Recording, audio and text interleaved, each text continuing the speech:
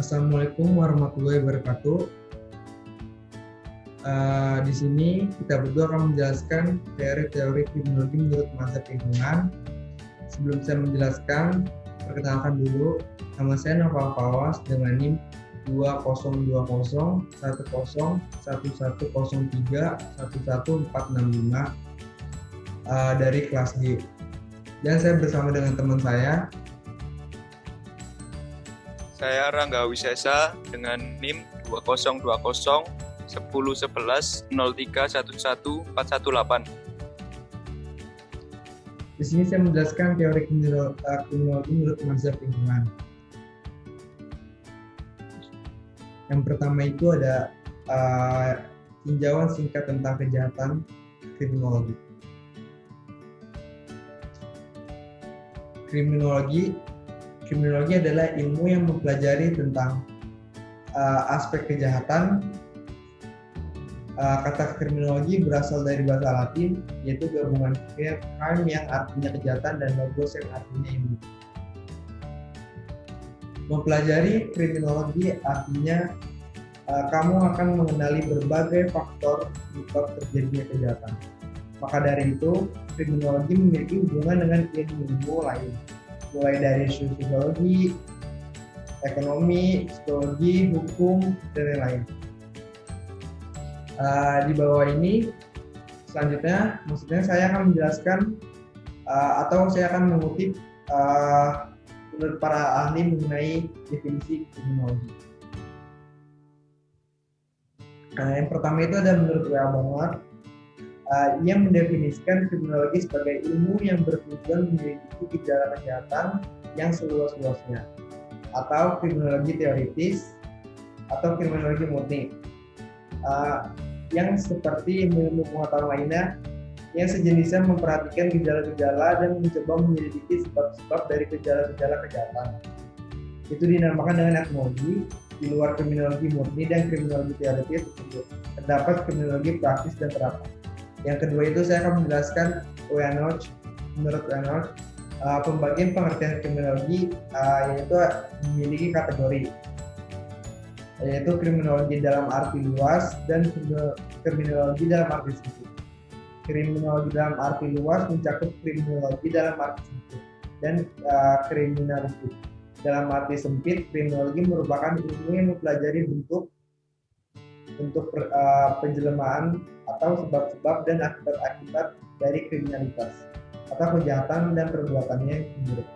Sedangkan kriminalistik merupakan ilmu yang mempelajari kejahatan sebagai masalah teknik dan alat untuk mengadakan pengejaran atau penyelidikan dalam suatu perkara kejahatan secara teknis dan menggunakan ilmu-ilmu yang ada.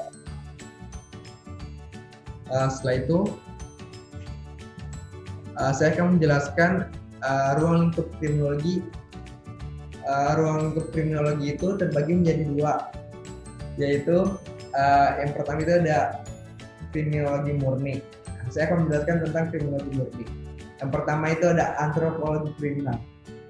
Secara kriminal adalah ilmu pengetahuan yang mempelajari dan meneliti mengenai manusia yang jahat dari tingkah laku, karakter, dan sifat, serta ciri-ciri tubuhnya seperti apa. Ia juga meneliti ada apa hubungan antara suatu bangsa dan kejahatan dan seterusnya.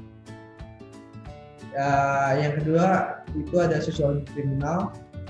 Sosiologi kriminal adalah ilmu pengetahuan yang mempelajari dan meneliti mengenai kejahatan sebagai satu gejala sosial atau gejala masyarakat. Untuk mengetahui sampai di mana sebab-sebab kejahatan itu terjadi di dalam masyarakat. Seperti apakah masyarakat yang melahirkan kejahatan, salah satunya termasuk kepatuhan dan ketaatan masyarakat terhadap peraturan undang-undang. Dan apakah norma-norma masyarakat tidak berfungsi untuk mencegahnya kejahatan. Yang ketiga itu ada psikologi kriminal.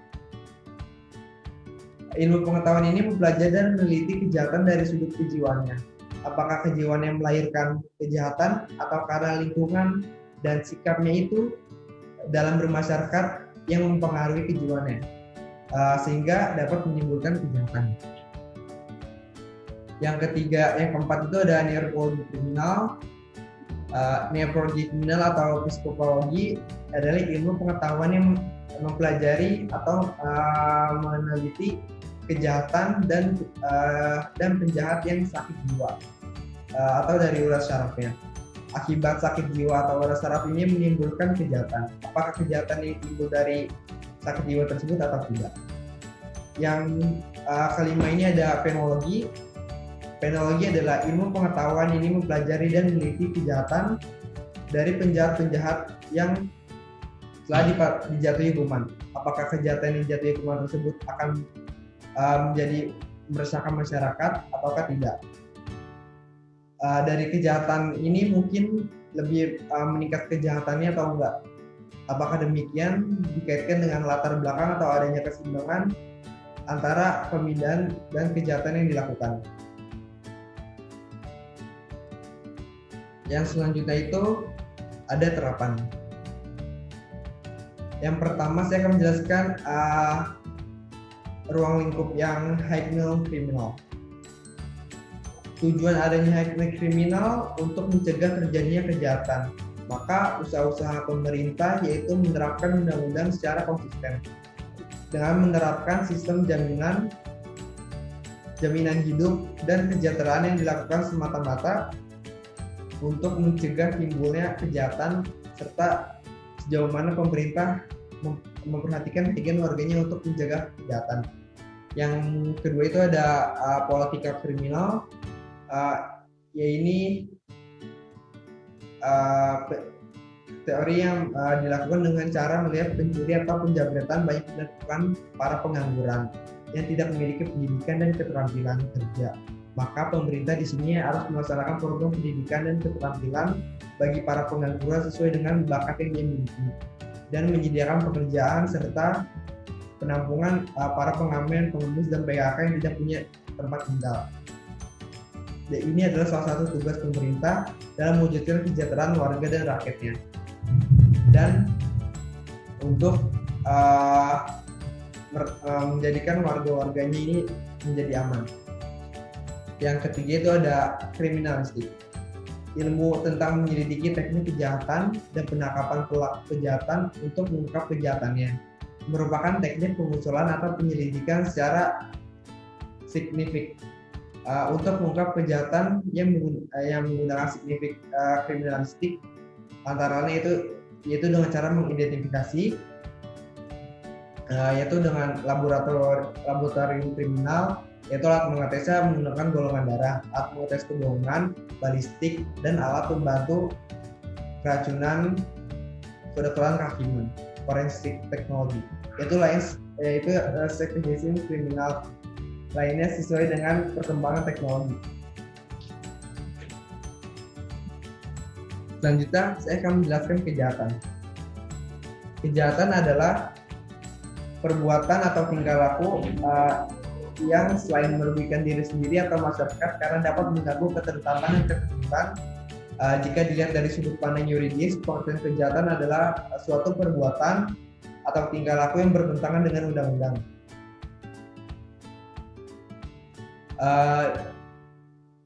Dalam kitab undang-undang hukum pidana atau KUHP sendiri tidak didefinisikan secara jelas apa itu kejahatan. Adapun KUHP yang mengatur sejumlah delik kejahatan dalam pasal 104 sampai dengan pasal 418 KUHP. Saya mengutip dari menurut R. Susilo, pengertian kejahatan adalah suatu perbuatan atau tingkah laku yang bertentangan dengan undang-undang. Dilihat dari sudut pandang sosiologis, pengertian kejahatan adalah perbuatan atau tingkah laku yang merugikan si penderita dan sangat merugikan masyarakat, yaitu berupa hilangnya keseimbangan dan ketentraman dan ketertiban, yaitu menurut Arnuzilo. Selanjutnya saya akan menjelaskan tipe-tipe kejahatan. Yang pertama adalah kejahatan tanpa korban atau crime without victim. Ini merupakan kejahatan yang tidak mengakibatkan penderitaan pada korban. Akibat tindak pidana lainnya, contohnya seperti berbau mabukan, judi, narkoba, dan lain-lain. Yang kedua itu ada kejahatan terorganisir, organized crime. Kejahatan terorganisir merupakan tindakan kriminal yang dilakukan secara berkelompok atau berkomplot demi memperoleh uang, keuntungan dan kekuasaan dengan cara ilegal dan menghindari hukum. Salah satunya bentuk tindakan organized crime yaitu melibatkan hubungan antara negara dikarenakan kejahatan terorganisir. Contohnya seperti komplotan koruptor, barang curian, perdagangan manusia, penyelundupan, dan lain-lain. Terus yang ketiga juga ada kejahatan kera putih, white collar crime. Kejahatan kera putih merupakan tindakan kriminal yang dilakukan oleh orang yang memiliki kedudukan atau jabatan yang tinggi, seperti para pengusaha atau para pejabat. Menurut Sujono Sukanto, golongan yang melakukan tindakan kriminal tersebut menganggap dirinya adalah kebal hukum dan sarana-sarana pengadilan sosial. Contohnya itu ada penggelapan pajak, perusahaan, dan pejabat pemerintah yang melakukan korupsi. Yang keempat itu ada kejahatan corporate crime. Ini merupakan tindakan kriminal yang dilakukan atas nama organisasi atau perusahaan dengan tujuan untuk menaikkan keuntungan dan menekan kerugian. Corporate crime merupakan salah satu bentuk kejahatan kera putih karena dilakukan oleh orang yang memiliki jabatan tinggi di perusahaan. Contohnya perusahaan yang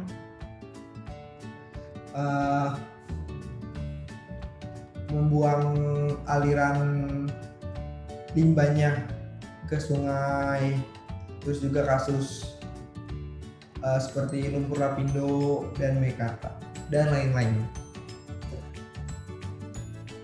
Di sini saya juga menjelaskan tentang penyebab kejahatan, yaitu yang pertama adanya keinginan. Yaitu adanya keinginan mendapatkan hak orang lain menjadi salah satu penyebab kejahatan. Keinginan ini bisa didasari pada psikologi manusia yang selalu merasa kekurangan dengan apa yang ia milikinya. Oleh sebab itu, kejahatan dilakukan berdasarkan keinginan akan sulit untuk menyadarkannya apabila kejahatan dia lakukan sesuai dengan keinginan pelaku tersebut. Yang kedua, saya akan menjelaskan tentang kesempatan. Adanya kesempatan ini terjadi dalam masyarakat, bisa didasari adanya kesempatan diperoleh adanya hubungan kedekatan antara pelaku dengan korban. Oleh karena itu kesempatan yang mendorong seseorang melakukan kejahatan, misalnya karena kondisi yang sepi, barang-barang mahal, atau lain-lain. Yaitu para pelaku itu ingin merasakan seperti misalnya dari barang-barang yang mewah yang dia nggak miliki, dan kenapa dia bisa berbuat kayak gitu karena ada kesenjangan sosial antara dia dan orang kaya misalnya yang punya barang tersebut. Dan selanjutnya ada lemahnya iman. Kelemahan iman ini dimiliki seseorang juga menjadi salah satu unsur kejahatan seseorang. Iman berkaitan dengan kepercayaan pada Tuhan. Definisi iman ini harus diyakini dalam hati, dilakukan dengan amal perbuatan, dan diucapkan dengan lisan. Iman juga berhubungan dengan lembaga agama yang memiliki keterkaitan masyarakat untuk mencegah tindakan yang melanggar hukum. Selanjutnya akan dijelaskan oleh teman saya. Sini saya akan menjelaskan mengenai aliran positif atau Italian School. Ajaran Lombroso ini menggabungkan positivisme Comte, evolusi dari Darwin, serta banyak lagi pionir dalam studi tentang hubungan kejahatan dan tubuh manusia. Next. Menurut pelopornya, kejahatan ini merupakan bakat manusia yang dibawa sejak lahir. Dikatakan oleh Lombroso, criminal is born, not made.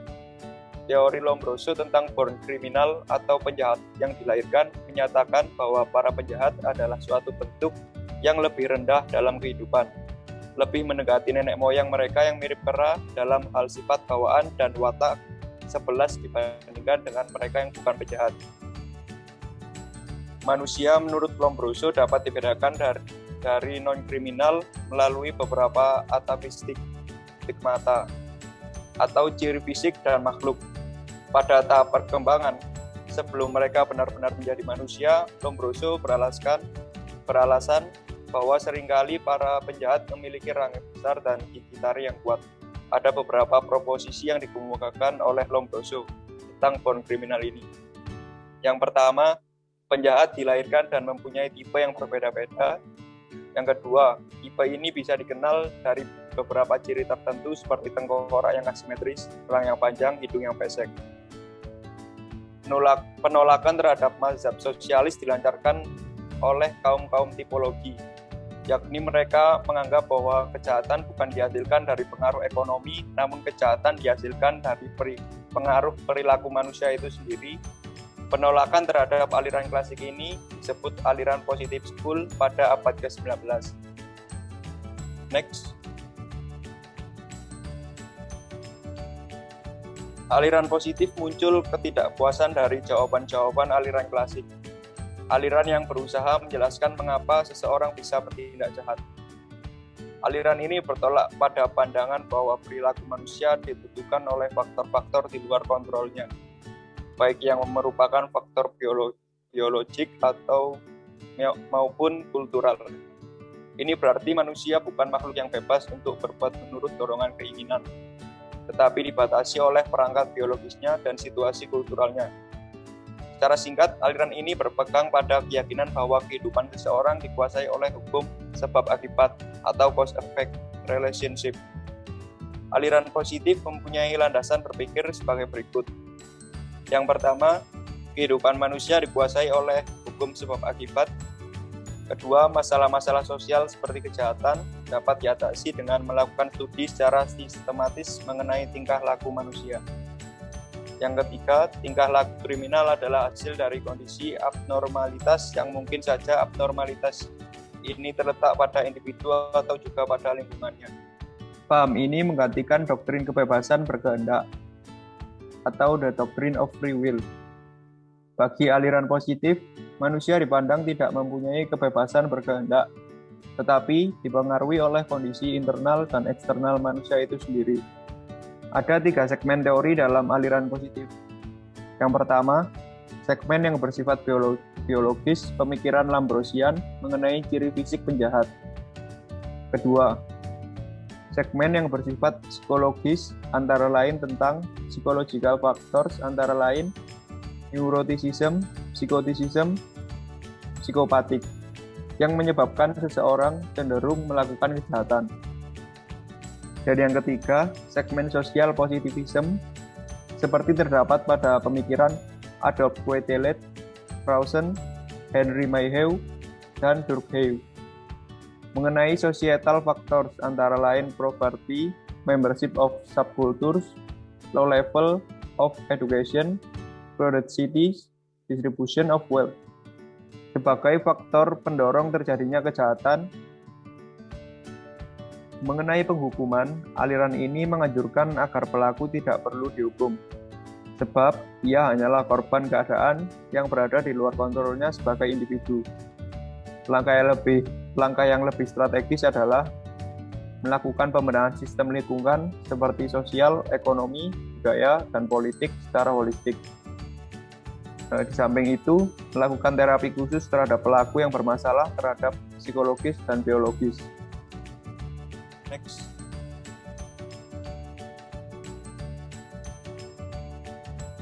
Yang kedua adalah mazhab lingkungan atau mazhab Perancis. Mazhab ini dipelopori oleh kelas Sasani. Menurut mazhab ini, terjadinya kejahatan disebabkan A. Kehidupan masyarakat yang berbeda-beda, individualisme ekonomi dan politik, lalu lintas yang membawa perubahan atau gerak masyarakat, dan yang terakhir kultur konflik. Sebab terjadinya kehidupan masyarakat yang berbeda-beda menjadi jahat adalah karena tekanan masyarakat untuk kepatuhan dari pihak orang tua tak seragam dan harmonis. Juga dalam keadaan demikian masyarakat tak mempunyai persetujuan cita-cita masyarakat. Akibatnya banyak anggota masyarakat itu yang tidak mengenal norma-norma yang mana berlaku dan tingkah laku mana yang benar atau tepat. Jadi mereka selalu berada dalam keadaan samar pola atau anomi. Keadaan politik ekonomi memang berpengaruh dalam hal kejahatan. Perubahan politik besar sekali pengaruhnya.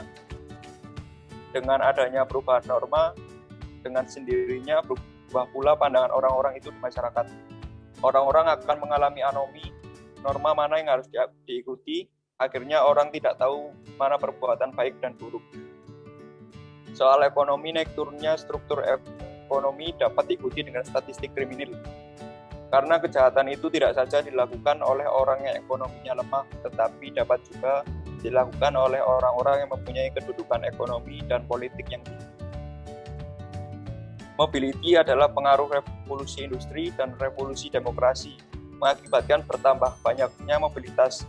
Dan keadaan ini sejalan dengan ideologi individualistis. Dan hal ini akan bertentangan dengan keadaan politik. Jadi pada umumnya keadaan golongan-golongan dan hidupnya norma-norma sejalan dengan naiknya kejahatan.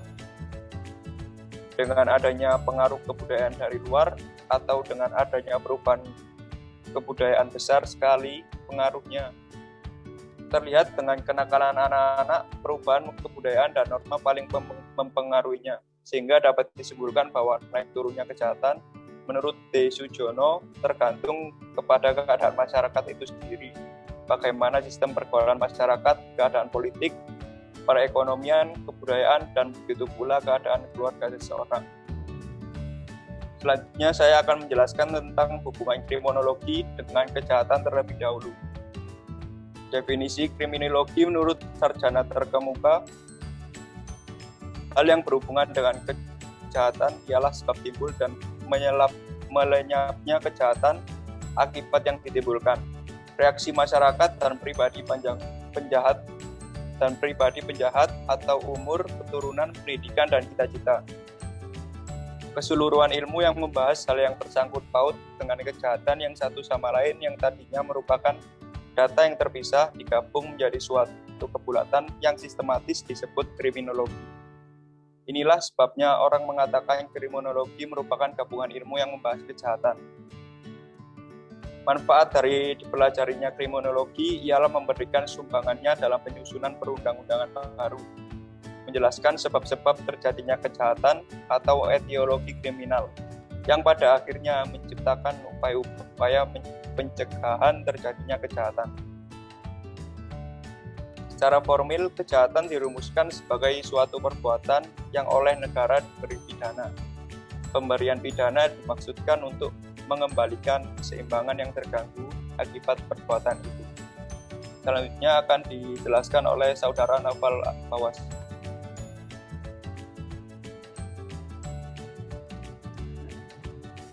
Ya, selanjutnya saya akan menjelaskan macam-macam teori kriminologi menurut mazhab lingkungan. Yang pertama itu ada teori anuma atau Strain. Teori ini menerangkan bahwa di bawah kondisi sosial tertentu, norma-norma sosial tradisional dan berbagai peraturan kehilangan otoritasnya atas perilaku.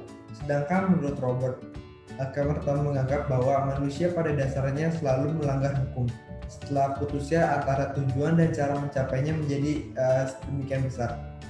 Sehingga satu-satunya cara untuk mencapai tujuan adalah melalui saluran yang tidak legal. Dan juga teori ini berpendapatkan bahwa penyimpangan adalah akibat dari adanya berbagai ketegangan dalam suatu struktur masyarakat tertentu, sehingga ada individu mengalami tekanan atau tegangan akibat penyimpangan konsep anome sebelumnya. Diperkenalkan oleh Emil Durkheim, anomaque akibat kehilangan kontrol sosial yang tidak ada norma sosial yang dijadikan pegangan untuk berperilaku konform. Masyarakat industri modern seperti Amerika, London, dan lain-lain memiliki nilai-nilai dan tujuan hidup, yaitu kesuksesan. Wujudnya adalah kemakmuran dan kekayaan serta pendidikan tinggi, yaitu bisa disebut juga American Dream. Bila dapat memenuhi tujuan hidup itu dianggap sebagai orang yang sukses dan mencapai tujuan-tujuan status atau populernya atau popular goals. Sukses berarti juga melalui akses atau kelembagaan yang sah, misalnya dari sekolah, pekerjaan formal, kedudukan, dan politik. Kenyataan yang terjadi pada saat itu, sukses tidak mudah ditempuh karena akses untuk masuk ke dalam lembaga itu yang sangat sulit karena jumlahnya sedikit untuk dijangkau oleh sebagian besar masyarakat, terutama lapisan masyarakat menengah ke bawah. Akibat dari keterbatasan akses, muncullah situasi anomi, yaitu suatu keadaan di mana kondisi atau situasi masyarakat lebih menekan kepentingan tujuan status, tetapi cara-caranya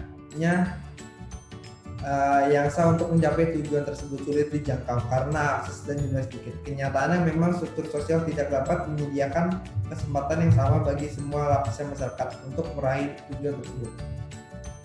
Akibatnya, kelompok masyarakat terpaksa mencapai tujuan-tujuan tersebut melalui cara-cara yang tidak sah, termasuk penyimpangan atau tindakan kriminal lainnya. Fakta yang ada menunjukkan bahwa tindakan menyimpang karena situasi anomie banyak dilakukan oleh orang-orang miskin dan kelas menengah ke bawah.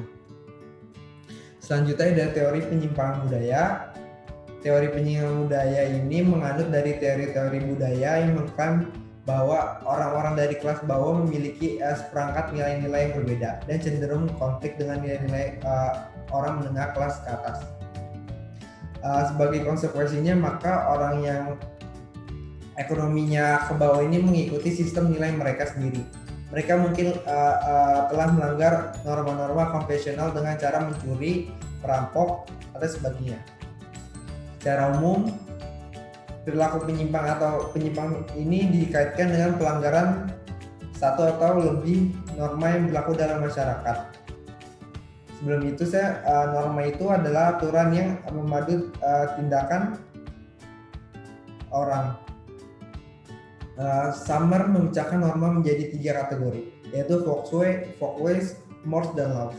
Folkways adalah norma sehari-hari yang ditimbulkan banyak keributan jika dilanggar.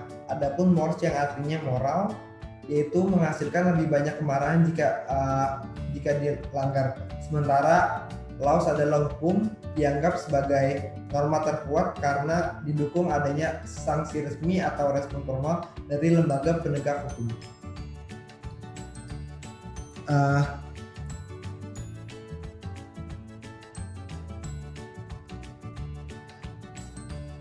Terus juga penyimpangan terjadi saat pelanggaran terhadap aturan-aturan yang berlaku masyarakat itu dilanggar. Pelanggaran itu bisa sepele atau juga tidak sepele, sesuai dari sudut pandang yang berbeda dan konsepnya,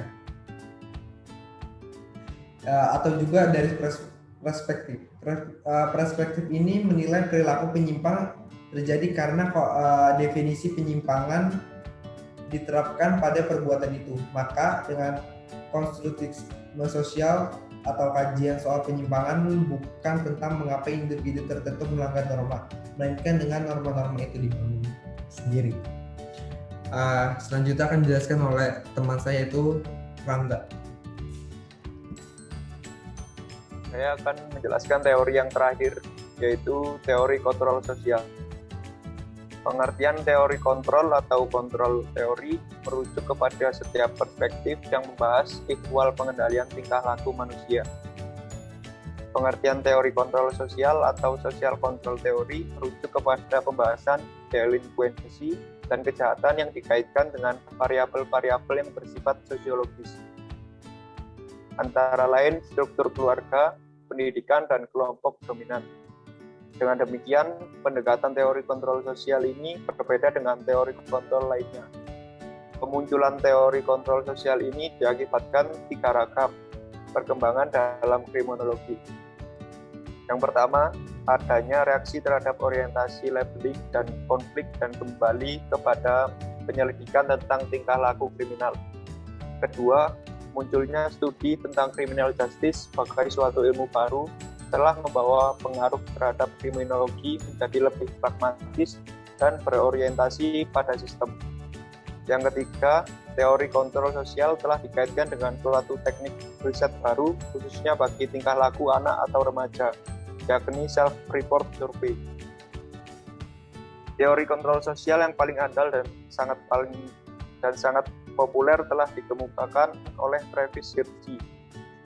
Hirschi dengan keahliannya merevisi teori-teori sebelumnya mengenai kontrol sosial telah memberikan suatu gambaran yang jelas mengenai konsep social bonds. Hirschi sependapat dengan Durkheim dan yakin bahwa tingkah laku seseorang mencerminkan berbagai ragam pandangan tentang kesusilaan. Teori kontrol sosial berangkat dari asumsi atau anggapan bahwa individu di masyarakat mempunyai kecenderungan yang sama kemungkinannya menjadi baik atau jahat. Baik jahatnya seseorang sepenuhnya tergantung pada masyarakatnya. Dia menjadi baik kalau masyarakat membuatnya begitu. Itu saja dari kelompok kami. Jika ada salah kata, kami mohon maaf. Assalamualaikum warahmatullahi wabarakatuh.